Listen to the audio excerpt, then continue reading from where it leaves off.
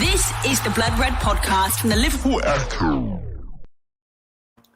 It's the Blood Red podcast, courtesy of the Liverpool Echo. I'm Guy Clarke. The new season is almost upon us. 4 more years for Liverpool's number 4 as Van Dijk extends his Anfield stay. Are the Reds done in the transfer window as Jurgen Klopp asks for midfield suggestions? Will dust down and bring back the team selector and match predictions ahead of the trip to Carrow Road. Rested and ready to go, chomping at the bit after a full pre-season, we have our Liverpool correspondent Paul Gorst and chief Liverpool writer Ian Doyle, along with Sean Bradbury, having come through a late fitness test, all here to offer up their expert insight and opinion. Gorsty, I'll throw over to you first, and before we get into the press conference, what sort of came out of that from Jurgen Klopp? Virgil van Dijk today, very early on, extending his Liverpool contract.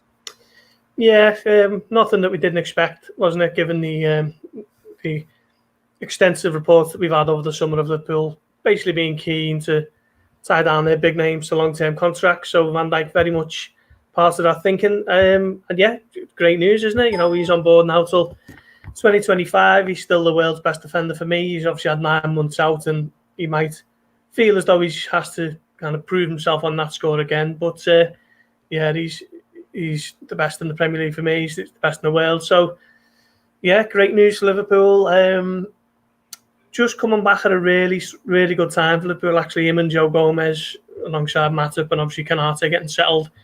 Liverpool now, I made the point after the Osasuna game, I think, that Liverpool have got the best quartet of centre-backs in the Premier League collectively. I don't think too many rival them, if I'm honest. Maybe City, but everyone else nowhere near the strength and depth that Liverpool have got.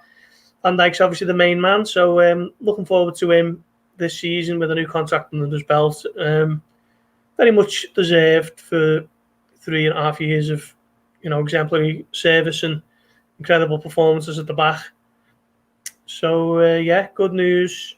As Klopp said today, if you were looking to buy Virgil van Dijk now, what would he cost you?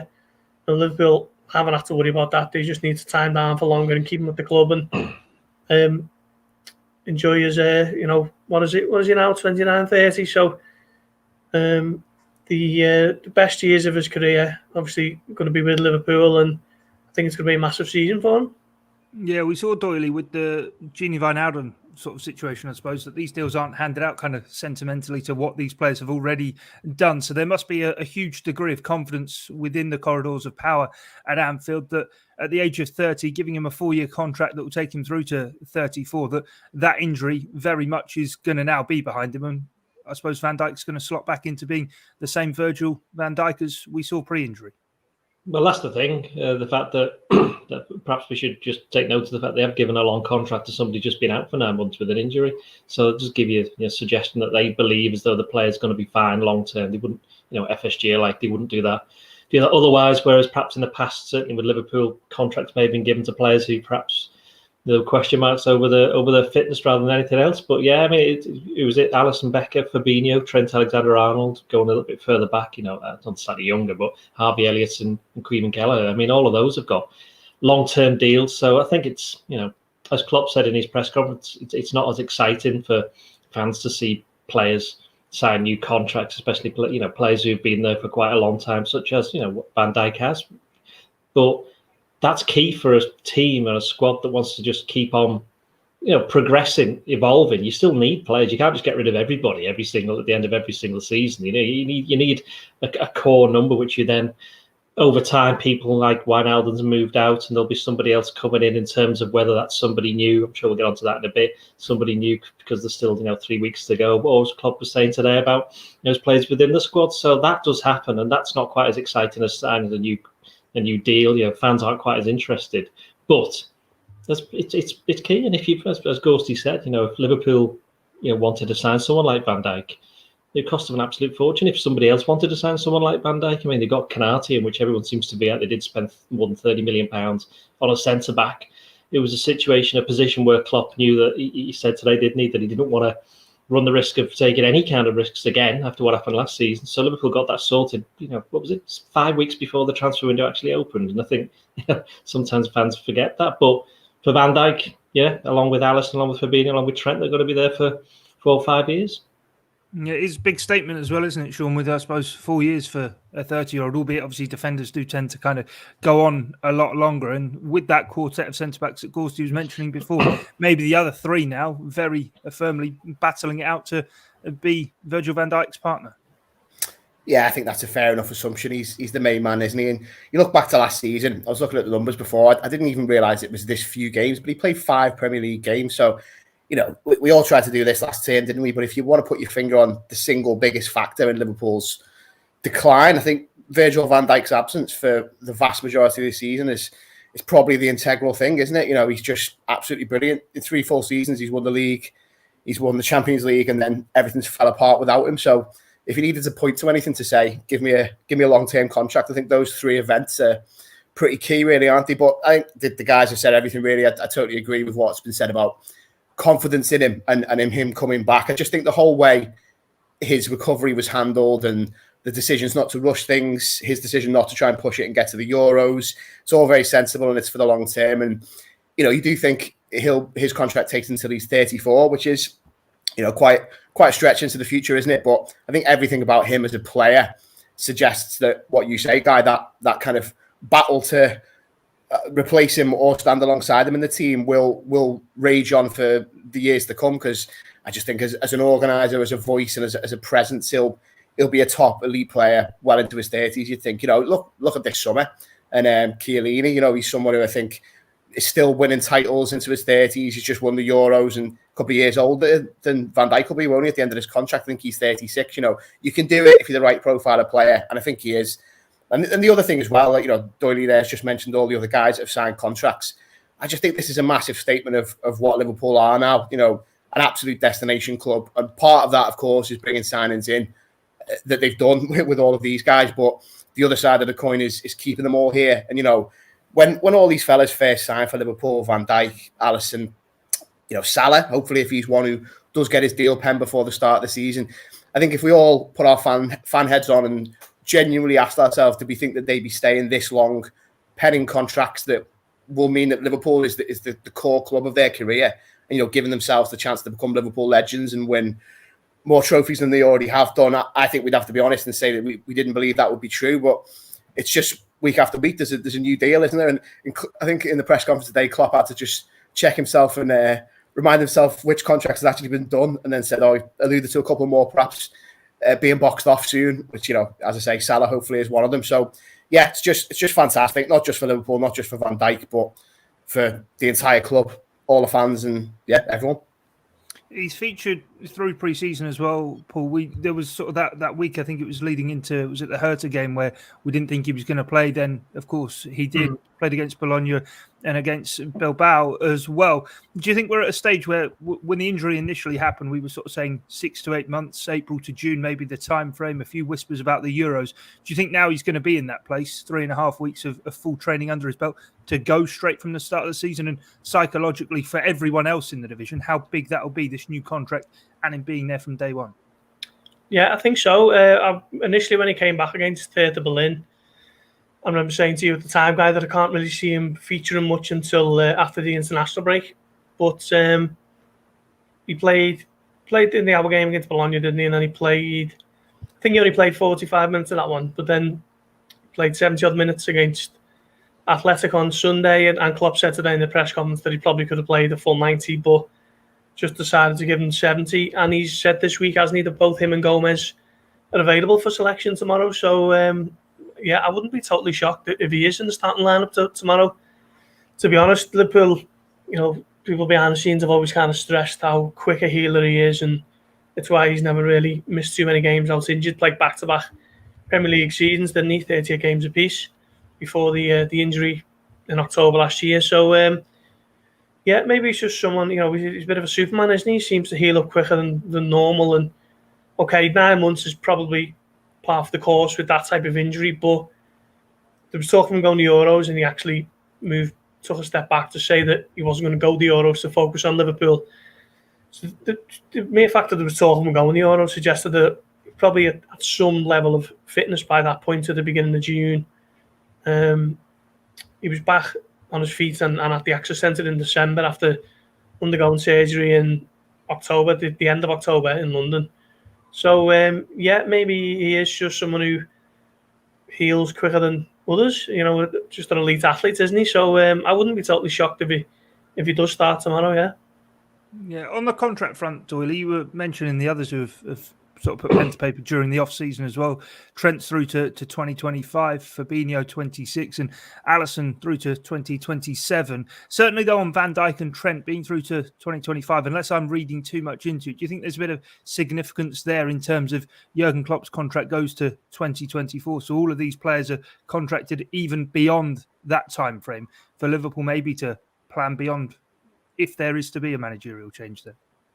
I think you're probably reading a little bit too much into it, to be honest. I think, it would be a bit weird if they only signed a 3-year contract extension, if I'm being honest. When was the last time somebody of that standard signed one of that length? A 30-year-old signing a 3-year contract, there wouldn't be. But he's been out, as we've said before, he's been out for the last year, hasn't he? So it's slightly different for Van Dijk, I suppose. And also the reasons that Gorst said before, he's a centre-back, they tend to last a little bit longer. You look at Hippier and Carragher, players like that, they tend to, and they were playing at a very high level and well into the 30s. Anyway, how old is he, 30? 34 is no age, absolutely no age, let me tell you. But the other interesting thing about Van Dijk, actually, is the fact that he's been named in the Holland squad today for the World Cup qualifiers at the start of next month, which does indicate that they're obviously having some kind of dialogue with Liverpool. It must be like, oh yeah, he's sound now, he'll be perfectly sound then, which does indicate that he's going to be playing, if not against Norwich, then certainly in some games. They've only got 2 games, haven't they? Burnley and Chelsea at home before the international break. But yeah, in terms of Van Dijk play, I was surprised that there has been the kind of shift in the last week, hasn't there? From, he'd probably be on the bench against Norwich to, actually, he might play because he played him, didn't he? Yeah, Jurgen Klopp played Van Dijk in, while he was always saying there's no such thing as Team A and Team B. I think everybody kind of looks at the team that was playing the first of the 2 double-headed friendlies as the one that's the strongest one. And he was alongside Matip, and we know for a fact that unless something very strange happens, Matip will be starting the season because he's the only senior player who's been there long enough. And I know he was out as well, but he was nowhere near out as long as Gomez or Van Dijk. So he's kind of the main one, and it looks like it's Van Dijk alongside him at Carrow Road, which would be a massive boost for Liverpool. But as I think as the guys have said, that perhaps that he was getting talked about for the Euro suggests maybe he is way down the line in terms of his actual overall fitness. Then the only thing he really needs is the match sharpness, and the only way you're going to get that is by playing games. Yeah, definitely. Sean, penny for the thoughts of Gini Wijnaldum at all, seeing all of these players sign these contracts, and obviously his demands in the summer maybe for a 3-year deal, seeing his compatriot get a 4-year deal maybe, that sort of looking at it thinking, why couldn't we sort of strike something together?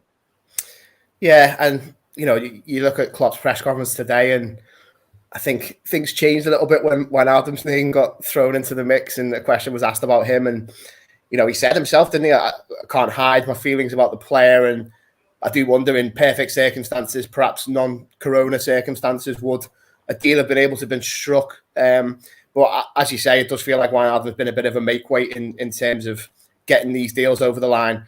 I do think he's very much an odd one out, though, because I was thinking before, he's probably the only player who's left Liverpool, not like I say before his time, although obviously, I think he will go on to have an excellent few years. I'd be stunned if his new club didn't win the Champions League this season. But the last player to probably leave against the wishes of the club, if you can say that's what's happened with Wijnaldum, was probably Coutinho. It's rare, isn't it? And look what happened then. Alisson and Van Dijk came in. And yeah, it does feel a bit of a strange one, because I think Wijnaldum looked for all the world like someone who could play on into his early 30s and you could still build the team around. But, if Liverpool have decided that the ones they're going to commit to in that respect are Alisson, Van Dijk, Salah, hopefully, players who'll be there till their mid-30s, that's pretty good, isn't it? And like Klopp said in his press conference today, talking about midfield in this same question that elicited a bit of a spiky response, that there are a lot of midfielders there. You can't argue with that. I mean, I'm someone who still believes that that's an area of the team that could do with a signing before the end of the window, and certainly in the kind of mid to long term needs a bit of fresh blood in there. But then, Klopp said Elliott, Gordon, others, I think he included Curtis Jones later on in that conversation. These are players who you've got to have space for in that squad. So, and he was very, very clear about the range of ability in his squad. And how Wijnaldum's absence can be made up for one way or another. So, yeah, I suppose that to some degree answers the Wijnaldum thing. I would say that's still the main test that's going to hang over Liverpool as this season wears on. There's 3,000 minutes there from last season that you've got to replace. But I think if you look at the other guys, you can make the argument that they're a little bit more central to the next few years of Liverpool, certainly Van Dijk, Alisson and Salah. Yeah, definitely. Let's get into the press conference then. Paul, what did you make of it? Because it started on a very cheery note about Van Dijk's contract and Jurgen Klopp really bigging him up. Then after a couple of bites about sort of Man City and PSG and their spending power, by the end, it had taken sort of a very different tone. Very interesting response, wasn't it? Our mate James Pearce was asking, basically, are you signing a Wijnaldum replacement? And Klopp, I wouldn't say he was angry. I mean, he said as much himself. He said I'm not angry with the question, but it was very much a response that tried to put the reporter in question on the back foot, didn't it? The response was, well, who would you sign? You know, sign someone who's got more creativity than Naby Keita, sign someone who can defend better than Fabinho, this, that and the other. Who is that player? I'd like to know, because I'm not sure there is one. And I suppose it ties in with a few things we've written ourselves, that the only way Liverpool are going to be buying a central midfielder is if they're convinced that he's going to come in the team and play every week. Now, Klopp has got his first choice midfield this season. I don't think there's any bones about it. It's Thiago, Henderson and Fabinho. Obviously, there will be some chopping and changing across pretty much every other game, but if it's a final and everyone's fit, then you're three in the midfield. So I think they're looking at it thinking, well, who's going to come in and break that up and play more games than those three, which is a tough one, isn't it? Particularly at a time when you haven't got wads of cash to throw around anyway. So I think that's how they're looking at it. I think some supporters are looking at it as just thinking they don't need to be a Thiago or a Henderson.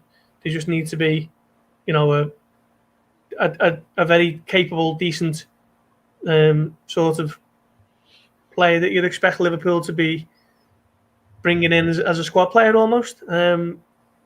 So I think the fans' expectations and what Liverpool would like to do are different on this particular topic. I agree with Sean. I've said for ages I do think they need a midfielder and a forward. If I could only have one, I'd probably rather have a new forward player coming in, because I just think Divock Origi's time has come and gone. And I think if Liverpool are playing him for any kind of length of time next season, they're going to really struggle. Shaqiri could be on the way out, couldn't he? He's going to have half a dozen teams after him. And Minamino's yet to prove that he can cut the mustard.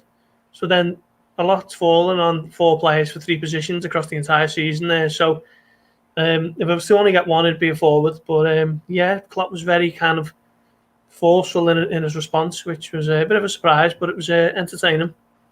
Where are we at with Shaqiri in terms of interest in him there, Gorst? You were talking about there's half a dozen sides. Doyle, you were saying earlier in the week that Lyon are one of those not meeting the asking price, though. Are we any closer to him actually moving on? Nope. No, that's fair enough. No, it's no. I wanted to ask the question, that was all. No, the Lyon obviously aren't offering anywhere near enough money. I think it's weird, is it? Because I think Liverpool, I feel a little bit as though perhaps Shaqiri's been undervalued, because he was one of the better players at the European Championships. You know, he actually came through quite a lot of games, so he's obviously fit and he's got a pedigree, he wins trophies. So don't try and nick him for €6 million when he's still got 2 years left on his contract. Yeah, Liverpool were after as much as 25 in January of last year, and then obviously reluctantly accepted that had to kind of be brought back into a bit more realism. But they were after 12 to 15, which is what we were reporting about 2 weeks ago. So if you think 15, probably a little bit optimistic, so 12. So if Lyon are offering around about €6 million, then you can see where that valuation is not quite up to what Liverpool expect. I still think he'll move on, but it's a case of how low are Liverpool going to sell this player? I think they might accept around 10. They won't go lower than 10, I don't think. And I don't think they should, because he's good enough then to just stick around the squad. Yeah, no, interesting. We'll see how that one does develop. Get back to our midfield incoming chat then. And Doyle, in terms of kind of the characteristics Jurgen Klopp was reeling off, he said, as Gorst said, about the creativity of Naby Keita, the defensive work of Fabinho, Alex Oxlade-Chamberlain, and what he can bring to the mix. But when he said about goals from midfield, which was the question put to him by our former colleague James Pearce, he said Gini Wijnaldum, but Wijnaldum isn't there. That's the whole crux of the point here. And when he throws it back to the reporters, are you buying it? Surely it's his job, it's Michael Edwards' job to be sat there through the summer, pouring through all the data and sort of scouting reports they can find and find a midfielder. You're telling me there isn't a midfielder out there that Liverpool couldn't bring in who could maybe replace those goals? No, I'm quite happy that James Pearce was put on the spot there, and every single press conference had that happen. And I'm quite happy telling this to his face as well, so don't worry about that. The interesting thing for that is that Wijnaldum didn't actually score that many goals. It was more, he then went in depth and said, look, the way that we play, our fullbacks create loads of the goals, and it's about the way players are in the box. And don't forget, some teams play with one forward. Liverpool played three. So there's three players who they expect to get the goals, plus the fullbacks chipping in a bit. There's five players. You've got the keeper heading one in. So you don't, the defenders you'd think would be certainly the centre-backs. You're looking at another thing about Van Dijk is that he's got such a threat at set pieces, hasn't he? So that could be something that Liverpool can look to benefit from this season coming, But midfielders they've never really got loads of goals for a Klopp's team. Certainly not Liverpool. But that's never really hampered them. I think with fans, certainly with things like this and transfers, is you always look at the worst case scenario, and people go, well, Fabinho and Henderson are a little bit injury prone last season, and Milner's, he's like 35, 36. So what happens if they all get injured? Who can we have as a defensive midfielder now that Wijnaldum's gone? It's like, well, hang on. If you remember, it was 3 years ago that I think it was Henderson was he injured or banned? I can't remember, for the second leg of the quarter-final of the Champions League against Man City. And obviously Fabinho wasn't there. And they played Wijnaldum there against Everton, wasn't it, in the game in between, basically as a test. And that's the first time Wijnaldum had been there for Liverpool. So it's not, certain players have to be given certain opportunities, although you'll be pretty much surprised if Keita or Oxlade-Chamberlain popped up in defensive midfield. So I don't know. I mean, in terms of the actual, as I say, the goals from midfield, they've never really done that. But you would like to see a little bit more creativity. And if you've got someone like Curtis Jones who can set up and score goals, like he scored some important goals already in his career, there's a reason why they've had Harvey Elliott in midfield, partly to get him more involved, but also because he is a creative player. That's his nature, isn't it? Keita, again, he's somebody that's like that. And it was only like 3 years ago that James Milner had the record for the amount of assists in the Champions League. So he's certainly got that in his locker if he's perhaps not got the legs that he used to have. So it is there, but it's a matter of unlocking that while not threatening the fullbacks, because I know this is something completely different. There was an interesting interview with Thiago, I think it was earlier this week, and he said something like, yeah, we did well last season towards the end. He said, but we didn't like the way that we played.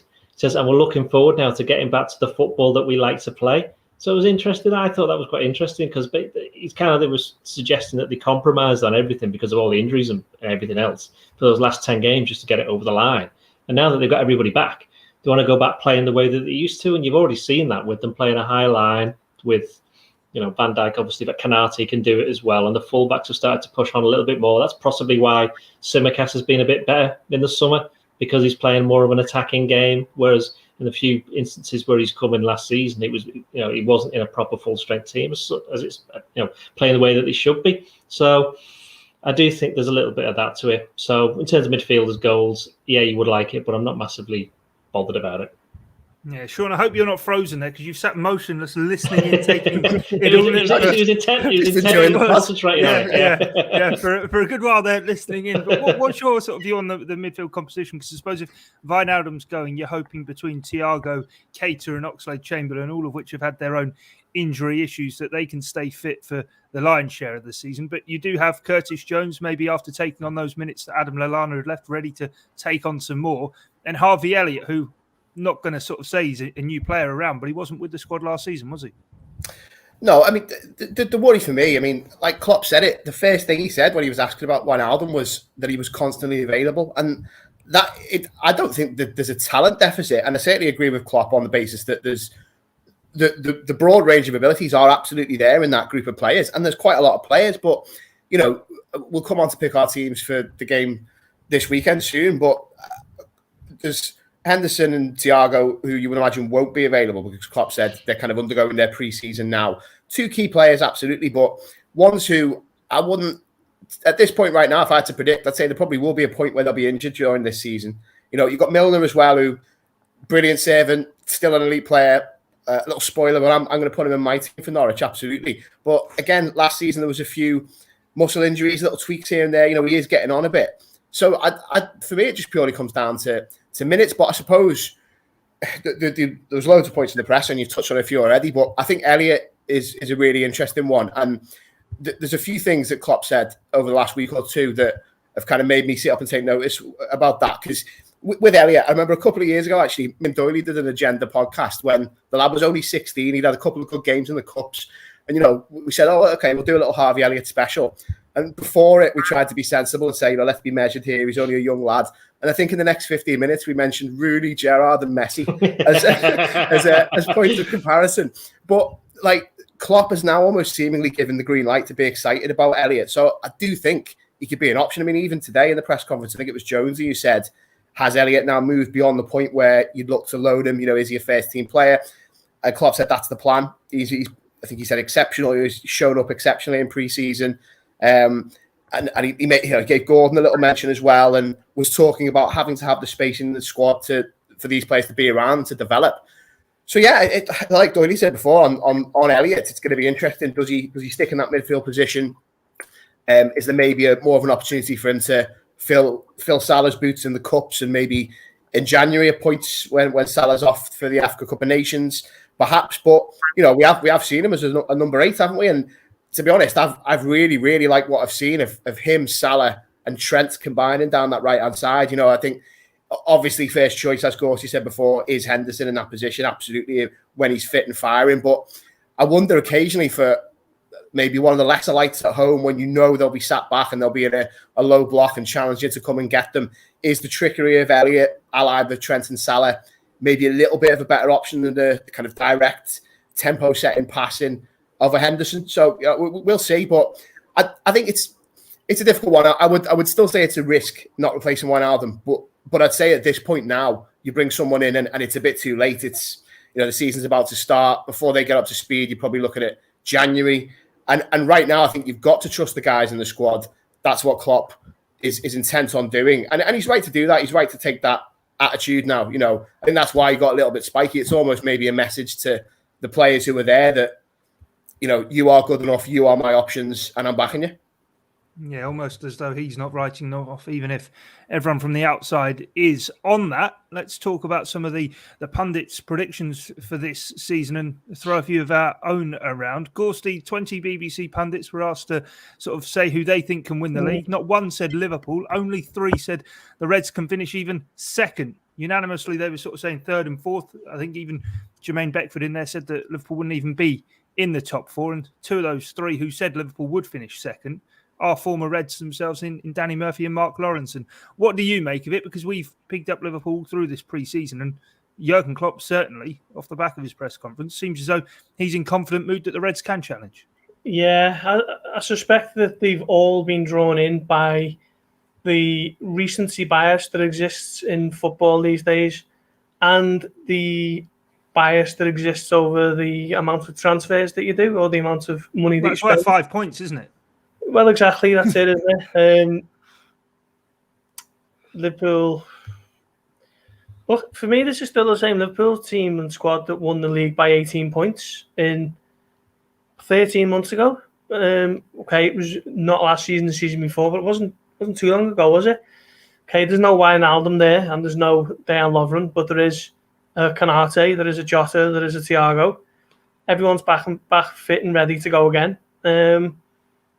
Obviously need a little bit of luck here and there, and I hope that they do bring in another forward to supplement the 4 in particular who are going to be the main men for Liverpool. But look, I think Liverpool will be absolutely delighted that they've been written off or not being spoken about. I was reading something else myself one day this week, and Liverpool didn't get a mention for potential title challenges either, and maybe just because like me and Doyle, watch them every week, and we've seen them at the good, we've seen them at the worst, we've seen them at the best, and we know what they're capable of. But I find it baffling that this Liverpool team's being written off so easily, so not even just almost out of sight, out of mind, because they haven't spent 100 million in the window and got the business done early, kind of under the radar.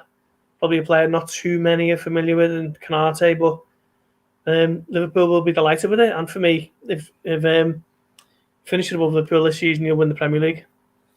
There is no doubt, is there, Doyle, that those other sides, Man City, Chelsea and Manchester United, have all moved on from where they were 13 months ago, and Liverpool did win the league by 18 points. But that said, a number of those new signings, you take Lukaku, for example, coming into Chelsea. Yes, he's got a very good goal-scoring record, even at Premier League level, but surely that is all going to take some time to bed in, whereas Liverpool have that cohesion and understanding of how the system already works.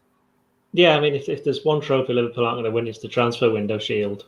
They regularly also lose the team use shield as well, don't they? Certainly on social media from the reactions that we always get when we put out the team. I'm sure we'll have exactly the same on Saturday evening at around about 4:30. Anyway, just going on to the predictions. Yeah, I mean, I was going to say recency bias as well, so a bit of telepathy there with Gorsty.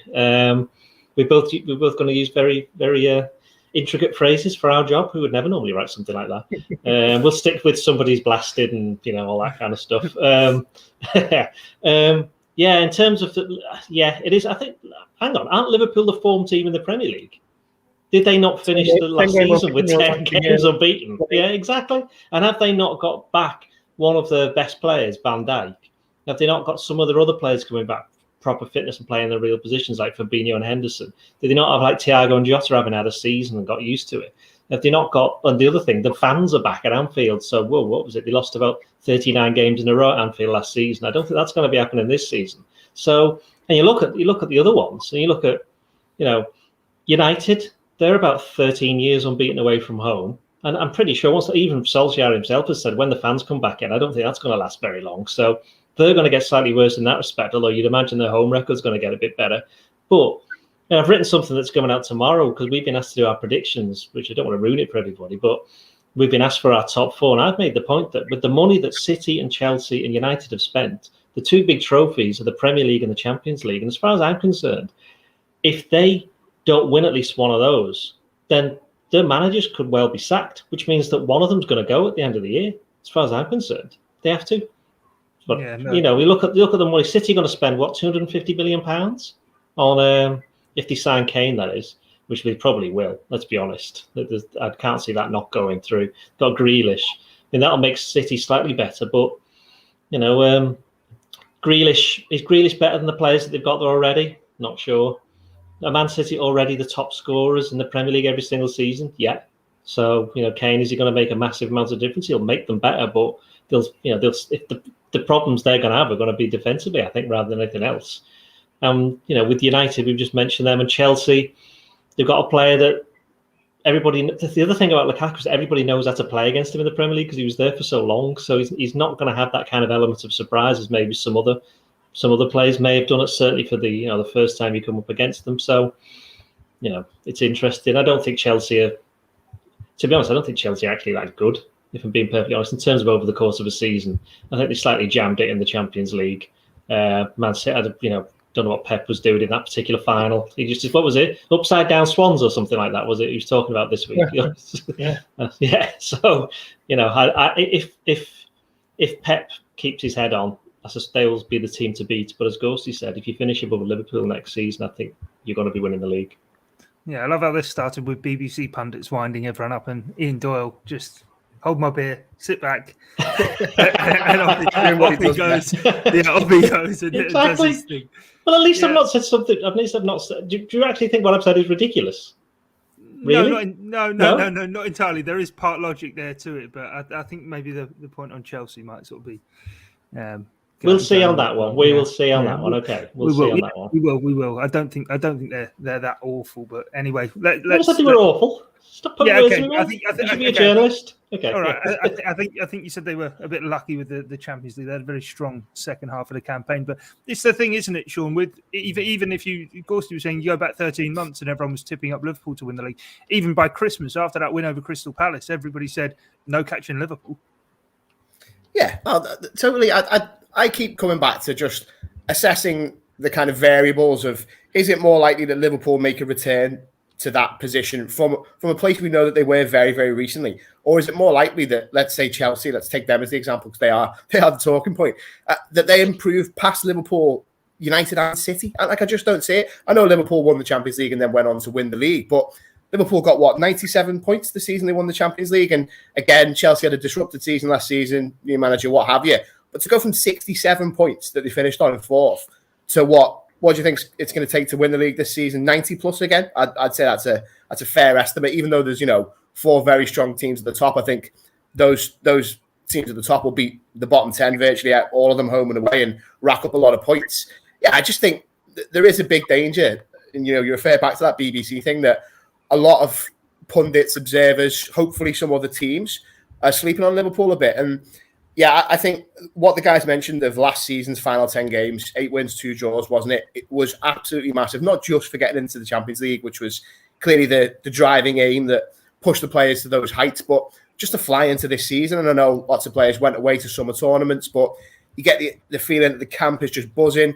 I think Klopp himself seems to have got his mojo back a little bit, after very understandable circumstances last season, and just the entire way that the game was played. It was soulless, wasn't it? It was behind closed doors. Every week he did a press conference, he was having to discuss a new injury. It was just, it was one of those seasons for Liverpool. But now they've had a 5-week camp, which I just don't think that's ever happened before, has it? Klopp said that before they jetted out to Europe, that this is something that's kind of almost unprecedented in football, and it's exactly what a manager like him would want. And I just think if Liverpool have a flying start, they'll be the team to catch. I think the guys are right. If you finish above Liverpool, you'll win the league. City are clearly favourites. They're odds on for very, very good reason. But, they've got a few things to think about, haven't they? And so have United and so have Chelsea. It's all very well signing players, but you've got to bet them in. And they're getting their bigger names towards the end of this window. So, like the lads have said, they're not going to be ready to play necessarily all this weekend or even perhaps for the next few weeks, whereas Klopp's got a lot of thinking to do about his team selection, which I'm sure we're about to come on to, but he's also got, apart from Robertson and maybe Jones, every single player looking sharp, looking fit, and very, very hungry and motivated. Yeah, definitely. And we can say for one thing that more than 2 teams aren't going to hit 90 points in the Premier League this season. So, yeah, there aren't enough points really to be shared around. Right, before we get into team selection, quickly, one word from you. All your predictions are going to be coming out across the Echo tomorrow. So if you want to find out in more depth what the guys are tipping up for the season, check that out. But one word, what position are Liverpool going to finish in the Premier League this season? Gorsty? First. Doyle? Second. And Sean? Yeah, second. Whoa, Sean's not tipping Liverpool to win a competition. I can't believe it. Guy, what league are Arsenal going to be in next season? Yeah, they're preparing their title challenge for next season. It's going to be the Championship, not the Premier League. Anyway, let's move on. Let's get into our first team selection then of the new season down at Carrow Road. 5:30 tomorrow down there at Carrow Road against Norwich City. Gorst and Doyle, you will both be there. Alisson Becker to be in goal. Doyle, you can take us away with the back four. Trent may well play right back. Tsimikas, I would imagine, is going to play left back. Matip has to play centre back, which leaves you with one. It won't be Gomez because I think he's certainly a bit further behind, or certainly behind Van Dijk in terms of his recovery, and I don't think Liverpool want to rush him too much because it was arguably a worse injury. So between Van Dijk and Matip, between Van Dijk and Konate, I've been leaning towards Konate all the way through until the last week, but I think it's going to be Van Dijk, and I suspect you probably need to start with Van Dijk as well. So Van Dijk. Again, I might have done too much reading into it, Gorsty, but it seems as though early part of pre-season it was Matip and Konate on that left-hand side. I think he was always playing on the right at Leipzig. In the last couple, he's been pushed back over onto that one, partnering Gomez. Are you going with Doyle, Matip and Van Dijk? I thought it was going to be Canate and Matip for quite a while, and then reading what Klopp's been saying recently and today, maybe there's a shout for Van Dijk. I mean, I don't think they'd risk him. Didn't have to. It makes a change. I'm not talking about just who's going to fit in there, and has anyone ever played centre back? It makes a change. Being able to choose from four, doesn't it? Come on. I'm going to go with Van Dijk and Matip. Yeah, new season, but some things don't change. Who's going to play centre half for Liverpool? Sean, what's your pairing? Yeah, exactly the same. Matip and Van Dijk. I just think Van Dijk wins the argument based on the fact that, as someone said earlier, you've got to get the minutes in his legs before the tougher games start coming. Chelsea's only 2 games away, isn't it? And if he's going to be match fit and sharp, he has to play. And I think as well, if Tsimikas plays, and the only other realistic option is Milner at left back, but Tsimikas has merited his start. He's been very good in recent weeks. I think you probably don't want, I was going to say another new signing or a new signing, but someone who hasn't played for Liverpool next to him in the form of Canate. So I think Van Dijk, even if he's 80%, just for the factor of him barking out the instructions and guiding the back line and helping Tsimikas through the game, I think he's the man. Right, great stuff. Gorsty, midfield?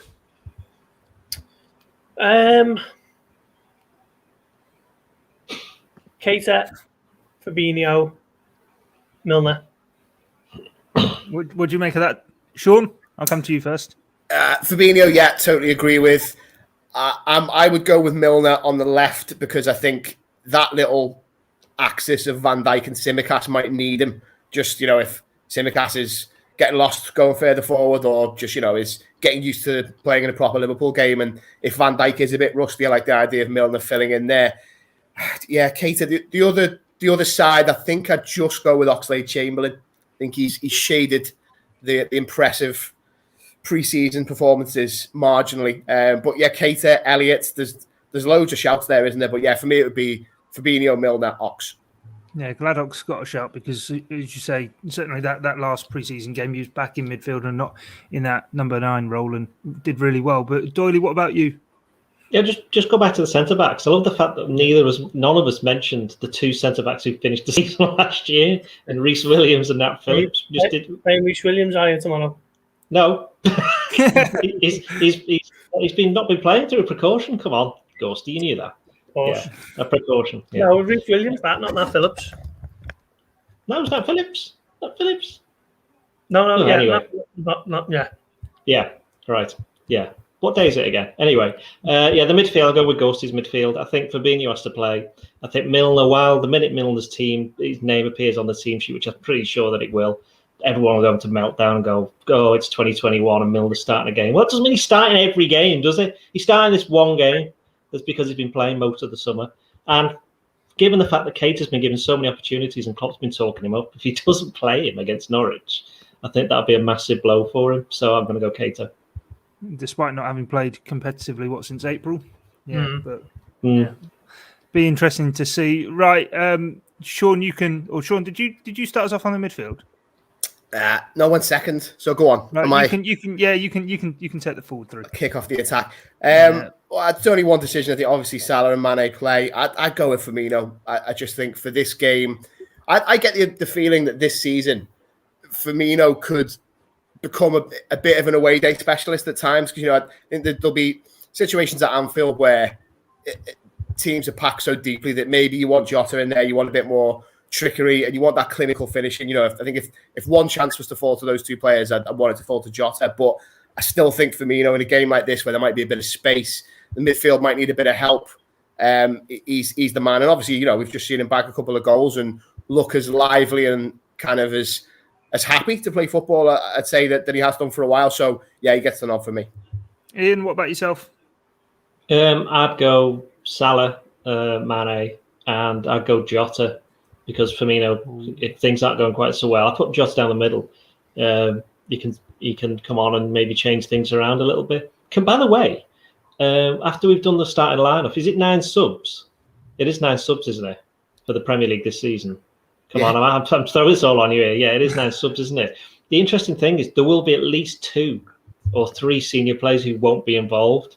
And if they're not involved in this first game, that might have a big bearing on whether or not they want to stick around, because there's no early League Cup games this year. There's just 2 more Premier League games. One of them's Chelsea, which will be quite a big game. So I just think it'll be interesting to see who's on the bench and who isn't on the bench. Yeah, good point. Gorsty, then, what about the deciding vote up front if it is between Jota and Firmino, or are you going to go and do something different? No, I'm going to go with Firmino, actually. I do think that this is probably his biggest season at Liverpool in terms of having real competition. He's had competition before from the likes of Sturridge and Benteke and a few others down the line, but he's been Liverpool's number 9 now for a good while, hasn't he?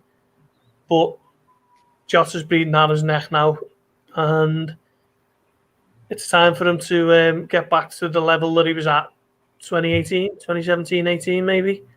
He took his goals well the other night, and if we're saying that Fabinho and Alisson are fine to start, then he should be in just as good a condition. So I'm going to put him in the middle with Salah and Mane on the right and left. And what do you think the score's going to be? 2-0. 2-0. Doyle? I think it's going to be a very tough game. I think people are forgetting this is Norwich's first game that they've played in front of fans. I think since Liverpool won, though, 1-0 at Carrow Road, was it February last year or January? I think it was February, actually, last year. They played 1 game at home, which was against Leicester, and then they haven't played in front of a capacity crowd since, and there'll be a capacity crowd there. I think it'll be tough. And the answer to your question, I think it'll be 2-2. Yeah, was their first game actually back in the Premier League last time, the 3-2 win over Man City? Might be wrong. First home game? Yeah, it was either the first. They played Newcastle. It was either the first or second. Yeah, it was either the first or second. Yeah, but 2-2. Yeah, it wasn't the opening game of the season because obviously that was at Anfield. But Sean, what about yourself?